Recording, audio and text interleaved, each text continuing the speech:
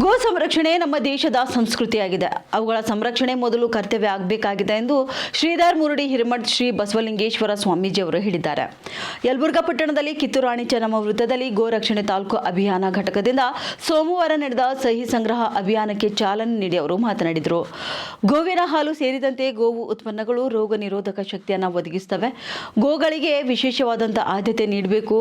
ಇನ್ನು NMTP ಇಂದ ಗೋ ರಕ್ಷಣೆ ನಿಟ್ಟಿನಲ್ಲಿ ಸಹಕಾರ ನೀಡಲಾಗುವುದು ಎಂದು ಅವರು ಕೂಡ ತಿಳಿಸಿದ್ದಾರೆ. ಇನ್ನು ಹಿರಿಯ ಮುಖಂಡ ವೀರನಗೌಡ ಬನಾಪುರ್ ಮಾತನಾಡಿ, ಗೋವು ಮತ್ತು ನಾವು ಎಂಬುದರ ನಡುವೆ ಭಾವದ ಕೊಂಡಿ ಇದೆ. ಗೋ ಸಂರಕ್ಷಣೆ ಮಾಡುವವರಿಗೆ ರಕ್ಷಣೆ ನೀಡುವ ಕಾರ್ಯ ಆಗಬೇಕು.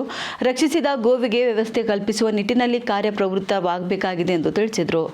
ಗೋವಿನ ಹೆಸರಿನಲ್ಲಿ ಆಗುವಂತಹ ತೊಂದರೆಗಳ ಬಗ್ಗೆ ಅವಲೋಕನ ಮಾಡಿ ಗೋ ಸಂರಕ್ಷಕ ನಿಧಿ ಸ್ಥಾಪನೆ ಅಗತ್ಯವಿದೆ. ಹೀಗಾಗಿ ಗೋವಿನ ಹೆಸರಿನಲ್ಲಿ ಸಂಸ್ಕೃತಿ ಜಾಗೃತಿ ಕಾರ್ಯಕ್ರಮ ಇದಾಗಿದ್ದು, ಜಾಗೃತಿ ಕಾರ್ಯಗಳು ನಿರಂತರ ನಡೆದಾಗ ಮಾತ್ರ ಜನರು ಎಚ್ಚರಗೊಳ್ಳಲು ಸಾಧ್ಯ ಎಂದು ಅವರು ತಿಳಿಸಿದ್ದಾರೆ. ಇನ್ನು ಮುಖಂಡರಾದಂಥ ಈರಣ್ಣ ಹುಬ್ಬಳ್ಳಿ, ಸುರೇಶ್ ಗೌಡ, ಶಿವನಗೌಡ, ರಾಣಿ ಚೆನ್ನಮ್ಮ ವೃತ್ತದಲ್ಲಿ ಗೋಮಾತೆಗೆ ಪೂಜೆ ಸಲ್ಲಿಸಲಾಯಿತು.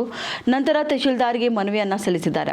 ಅಂಬರೀಶ್ ಹುಬ್ಬಳ್ಳಿ, ದೊಡ್ಡಯ್ಯ ಗುರುವಿನ್, ಅಶೋಕ್ ಅರ್ಕೇರಿ, ಕಲ್ಲೇಶಪ್ಪ ಕರ್ಮೋಡಿ, ಶ್ರೀ ಶೈಲಪ್ಪ ಗುಂಡಬಾಳ್, ಮಾಂತೇಶ್ ಭಾಸ್ಕರ್ ಸೇರಿದಂತೆ ಅನೇಕರು ಈ ಕಾರ್ಯಕ್ರಮದಲ್ಲಿ ಪಾಲ್ಗೊಂಡಿದ್ದರು. ಇವತ್ತಿನ ದಿವಸ ಈ ಒಂದು ಅಭಿಯಾನ ಯಾವ ಉದ್ದೇಶಕ್ಕೆ ನಾವು ಮನವಿ ಕೊಡ್ತಾ ಇದೀವಿ ಅಂತಂತಂದರೆ, ನಮ್ಮ ರಾಷ್ಟ್ರದ ಪ್ರಾಣಿ ಆಗಿರ್ತಕ್ಕಂಥದ್ದು ಏನಪ್ಪ ಅಂತಂದ್ರೆ ಹುಲಿಯನ್ನಾಗಿ ನೇಮಿಸಿದ್ದಾರೆ.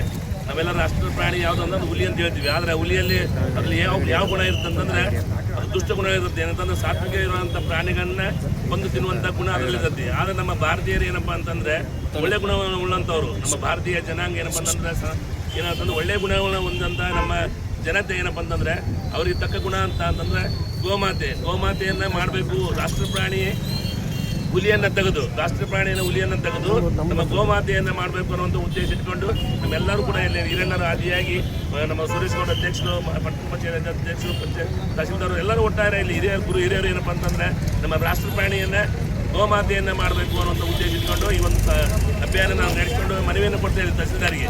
ಇದು ಆಕಳ ಅಂತಂದರೆ ನಾವು ಹಿರಿಯರು ಇಟ್ಟಂತ ಹೆಸರಿದೆ. ಆಕಳ ಅಂತಂದ್ರೆ ಆಕಳ ಪರಮಾತ್ಮನ ಸ್ವರೂಪ. ಆಕಳ ಅಂದರೆ ಆ ಪರಮಾತ್ಮನ ಸ್ವರೂಪ ಅದ್ರಲ್ಲಿ ನಾವು ಕಾಣಬಹುದು. ಯಾಕಂತಂದರೆ ಪರಿಸರವನ್ನು ಹಾಗೂ ರಕ್ಷಣೆ ಮಾಡುವಂಥದ್ದು, ಸ್ವಾಸ್ಥ್ಯವನ್ನು ಆರೋಗ್ಯವನ್ನು ಕಾಪಾಡುವಂಥದ್ದು ಏನಪ್ಪ ಅಂತಂದರೆ ಗಿಡ ಮರಗಳು, ನಂತರ ಕಾಪಾಡುವಂಥದ್ದು ಆಕಳ.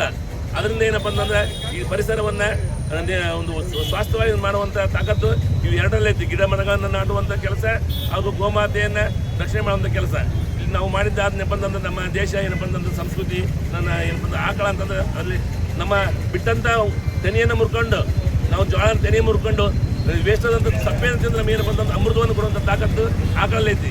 ಆಕಳನ್ನು ನಾವು ಏನಪ್ಪ ಅಂತಂದರೆ ನಾವು ರಾಷ್ಟ್ರ ಪ್ರಾಣಿಯಾಗಿ ಮಾಡಬೇಕು ಅನ್ನೋಂಥದ್ದು ಉದ್ದೇಶ ಇಟ್ಕೊಂಡು ನಾವೆಲ್ಲರೂ ಏನಪ್ಪ ಹಿರಿಯರು ಇನ್ನು ಸಂಘಟನೆ ಮಾಡಿಕೊಂಡು ಹೋರಾಟವನ್ನು ನಡೆಸಿದ್ದೀವಿ. ಯಾಕಂತಂದರೆ ಎಲ್ಲ ಈ ರಾಷ್ಟ್ರದಲ್ಲಿ ಪ್ರತಿಯೊಂದು ಜಿಲ್ಲೆಗಳಲ್ಲಿ ಏನಪ್ಪ ಅಂತಂದರೆ ಈಗ ನಾವು ಆಕಳನ್ನ ಮಾಡಬೇಕು ಅಂತಂದು ಮನವಿಯನ್ನು ಕೊಡುವಂಥದ್ದು ಪ್ರತಿಯೊಬ್ಬರು ಕೂಡ ತಮ್ಮ ಸಹಿಯನ್ನು ಮಾಡಿ ಅದ್ರ ಜೊತೆಗೆ ಏನಪ್ಪ ಇದು ಬೆಂಬಲವನ್ನು ಸೂಚಿಸಿದ್ದಾರೆ.